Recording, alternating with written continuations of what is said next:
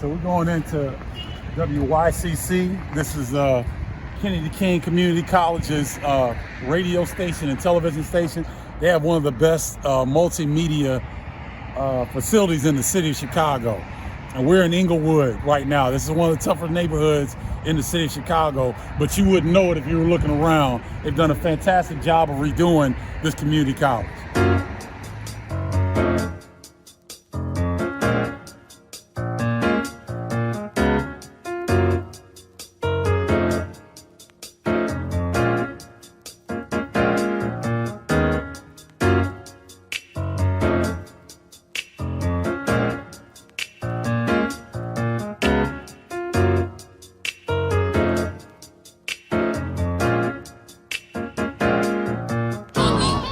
Are some Chicago legends in basketball and in life.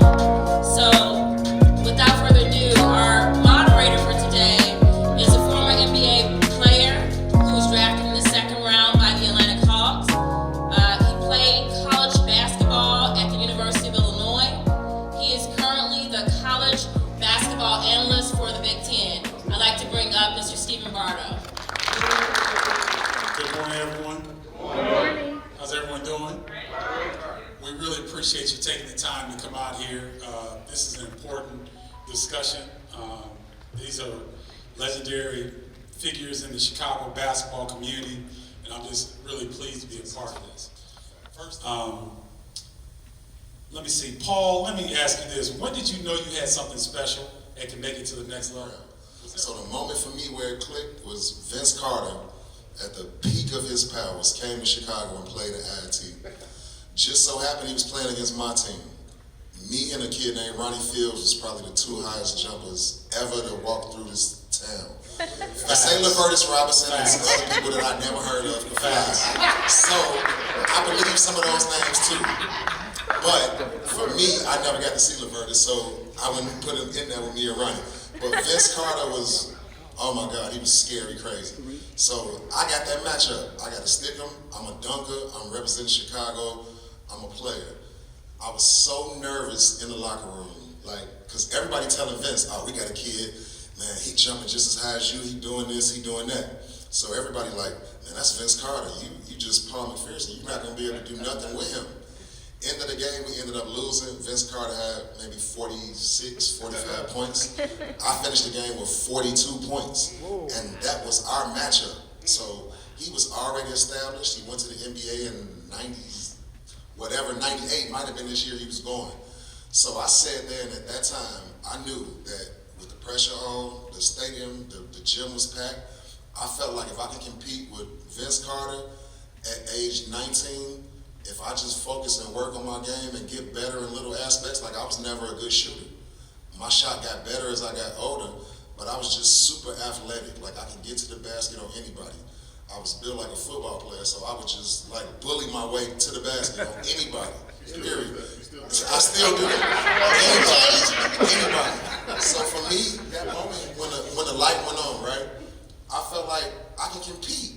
I can compete, not just with people in my city, I can compete with anybody, anywhere, walking, chewing bubble gum that play basketball. My journey was a little bit different, and when I realized I could make it is when I finally got to a locker room and ready to play a game, I put on a uniform. It took that long. I was a high school All-American, college All-American, and I didn't get drafted where I thought I should have gotten drafted. I was the 40th pick in the draft. This was when we had less than 300 players in the NBA. And so every day, I was looking at that exit sign, that's the locker room door. I'm looking at that door, thinking my replacement is coming through that door at any moment. When Milwaukee drafted me, they had 6 guards on the roster already ahead of me. I remember telling my mom, I'm not gonna be able to make it.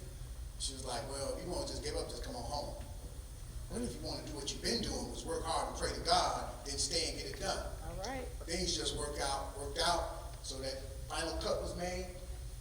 I didn't get cut, and it was it was surreal to walk in that locker room and put that uniform on for the first time, and I'm playing an NBA game. This was like something that I dreamed of. In Europe, but it was hard work. We don't see the hard work that's involved with making it to the NBA, and everybody does not make the NBA. And so one of the things I would say to these student athletes in front of me is that, have a backup plan. Realize that, my chances of making the NBA or playing professionally are slim, so I'm going to apply myself in the classroom. And that's what I did. I became a student athlete first. I was a student and then an athlete. My height helped me, obviously. I was 6'11" at the time. Played on a pretty decent team here at DePaul. We got to the Sweet 16 my senior year, lost to Duke to get to the Elite Eight. But I just realized that there's a possibility I may not make the NBA.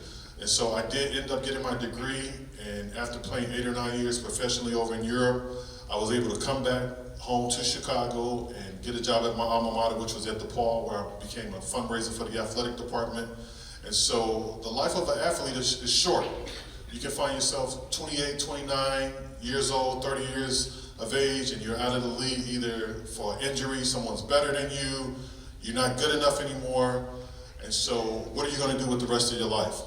So I would definitely just encourage the young men that are here, hearing the sound of our voice, make sure you get your degree. Don't let basketball use you. Use basketball to get where you need to be. Well said. Chicago. So how do you recover from losing games? What was your method of keeping your head and motivation when you lose? And how did the toughness of Chicago help you do that? Great question. I don't know if Chicago helped me do that. I learned it from a coach that I had in college, Al McGuire, Hall of Fame coach. But I used to take losses extremely hard, like the world was coming to an end, and nothing could be further from the truth. The world's not going to come to an end because you lose a basketball game. But that's the way because I loved it so much, I was so passionate about it. And so he could see that, and he told me, look, here's how you're going to have to deal with this. You got 24 hours, okay? When we win, you got 24 hours to celebrate. And when we lose, you can slump over, sit on the pity pot, but you only got 24 hours. The world's going to keep revolving. You got to be prepared to move forward the very next day. And so that's how I dealt with it. And that's how I deal with things in my life. I have a lot of disappointments and challenges and things that don't work out right. I give it 24 hours after that, I got to move on, man. I can't stay there. As I mentioned earlier, so there are definitely some transferable skills, and I learned to win and lose. Sometimes the other team was just actually better than us. We had an off night shooting. Different things led to that, but normally I would say for myself, even personally, and I can remember this. I still remember to this day. My senior year in high school at CVS High School. We were going up against #1 ranked King High School. They had Ephraim Winters, Bardo probably know that. They had a guy named Reggie Woodard on that team as well. And we were picked to lose that game. And I just all that week, I just practiced hard. I said, if we're gonna lose this game, I'm gonna give everything I got. And we won that game 63-61. I still remember 1982 at Chicago State. We beat King High School, which for me was like a championship game because it was so hyped. And it was at a great venue at Chicago State. So I would say, just prepare yourself. There are going to be wins and losses in life, but as Dr. Lloyd said, you can recover. You can recover. So honestly, I got kicked out of Tallahassee. People thought I transferred, but I ended up getting kicked out of Tallahassee because I came back for a break when I wasn't supposed to. School went on break, so we got 2 free days, and the coach tells me we're gonna practice on them off days. I'm like, Coach, I gotta go back home. I'm trying to get to Chicago, man. I gotta see my people. I want to kick it, blah, blah, blah. So I drive back to Chicago. I call my coach in Tallahassee. I'm late for practice coming back. Now we got practice the next day. I don't know what made me think I could drive from Tallahassee to Chicago and get back in a day, but I tried it. So the coach trying to find me, we got practice. I'm in Alabama on the way back. I stop at a payphone, call my coach. Coach, my flight delayed. I might not be able to make it back in time. All the time I'm on the road, sneaking back from Chicago. Now, I'm the best returning player on this 35-2 team. Averaged 19 points. I remember this clear as day. Coach Mike Gillespie picks up the phone and says, where you at? I said, I'm at the airport. My flight delayed. It's horns honking, it's cars driving past me in the background. So I was like, what are you talking? Coach Gillespie said, Paul, I know you're not in no airport. I told you don't go home. Wherever you at, stay there or turn back around. You no longer on this team. I was an All-American a freshman All-American. Thought I knew everything, thought I had everything down pat. #1 team in the nation. So at this point, I gotta leave this junior college where I'm established, where I'm already set, and the word of mouth got out about me. Like, people didn't want me, nobody here wanted me, and I was super talented. Coach Willie Little went out on a limb and took me in. And from that point on, I learned a different mentality. Like, I was the worst person to be around after a loss. My mom can testify to that. Like, I still hate to lose right now. I'm mad if I lose 2K. I'm still mad today. Like, I won't talk to you for the rest of the day. But I will. But life lessons taught me that I had to develop, and I couldn't keep doing that. Basketball, like they said, is the best lesson for life. You're gonna go through ups, you're gonna go through downs. Nothing's gonna go your way how you think. So I say that to say this, like, I've learned to be a better loser as I've gotten older. It doesn't bother me as much, but the hunger and that hurt and that pain is always inside me when I don't succeed in something that I want to do. So for me, it was a little bit different. Like, I had to learn to lose. I wasn't a good loser. So gradually as I got older, I started to accept it, but I had to make many mistakes in life and learn a lot of life's lessons to become better at losing or not getting what I expected out of life.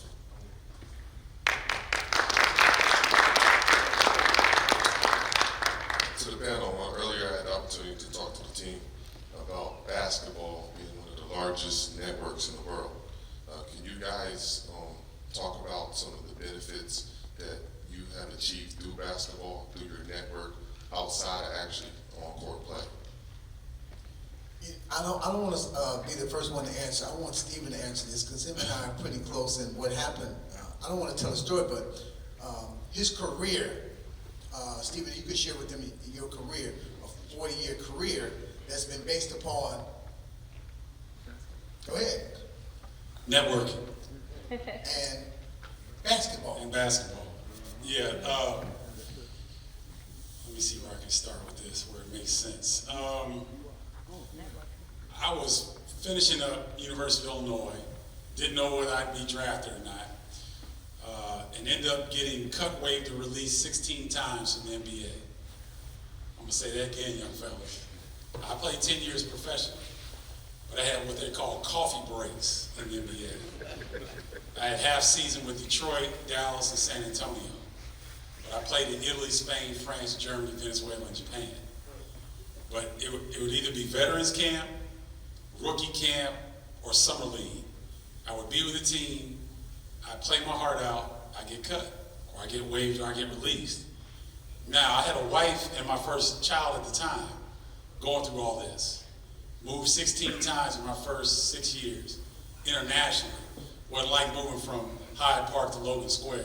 I'm talking, Barcelona, Spain, Tokyo, Japan, Fabriano, Italy, Caracas, Venezuela. I've been all over the world. But what I learned through that, and when I was coming out of playing basketball, I was trying to go into real estate. My brother looked at me like I was crazy. He was like, why are you going into what do you know about real estate? He said, boy, stay in basketball. He said, you're an expert in basketball. And man, I'm so glad, because I didn't listen to him much, but I listened to him then. And I've had a career in the game of basketball. And the gentleman that just asked that question is my business partner. He was the leading scorer at North Florida University, career all-time leading scorer until recently. He is a fantastic businessman, has created several businesses online. And Karan, with the help of Walter Bond, who is a Chicago native, Carver and Whitney Young High School, Hall of Fame motivational speaker. These two gentlemen have really helped me understand and crystallize the fraternity that is basketball. We've got the best fraternity in the world, hands down. I know we got some noobs in the house. I know there's probably might be some alphas, all that. We got the best fraternity in the world, most impactful. Because here's the thing, when Lamone walks in a room, everybody sees him. I'm 6'6". When I walk into a room, everybody sees me. I'm not 6'11". We have presence. We can read people better than most. Because as we were talking about, guys, You guys can come up the floor in 2 seconds and see more than most people need 10 minutes to recognize based on playing basketball. I knew when Kendall Gill, well, Kendall's not a good example because he didn't drink, but I knew when one of my teammates couldn't fill the lane because I knew what they were doing the night before. So I'm running point guard. I need Nick to fill this lane, but Nick was hanging out. So I can't look to Nick. I got to look left. I got to look over here to Kenny Battle. And those are all the things that we learn. We have nonverbal communication skills that are par none. And basketball has taught me everything. And I used to try to run away from it. But with the help of Karan Godwin, Dr. Lloyd Walton, and Walter Bond, they have really shown me that we have the largest fraternity in the world. And you don't have to go anywhere outside of basketball if you've been blessed enough to play. Right? For me, it's about integrity as well, but use this to make connections in life, right? Like, a lot of the stuff that's going on with me today started from the people I met in basketball years ago. Now, you never know, you might need a favor, you might need a resume, you might need a job, you might need anything.